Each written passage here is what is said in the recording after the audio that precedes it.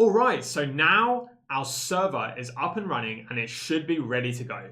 So let's go ahead and test our server on AWS.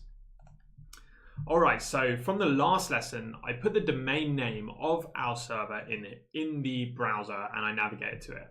It says HTTP page not found, or HTTP 404 page not found.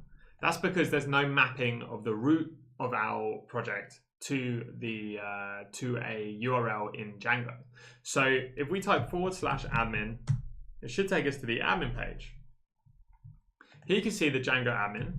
So we can log in with the username and password, or the super user username and password we created in a previous lesson. So let's log in with that. So you can see that it's all working here just as it was on our local Vagrant box.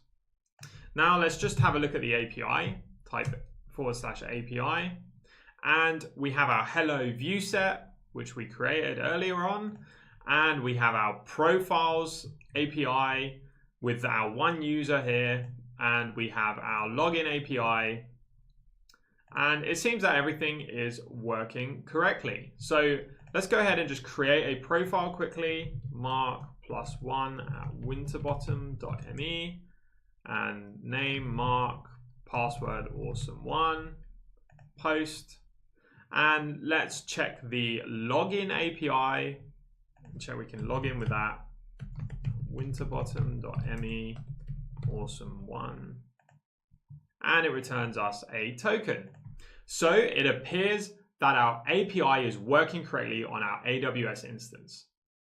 That's how you push a project to AWS and run it so that you can actually test it with real world apps.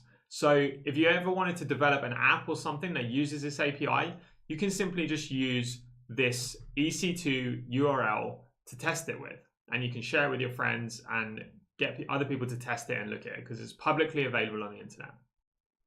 So that's how you deploy the API to AWS. Thank you so much for watching, and I'll see you in the final video.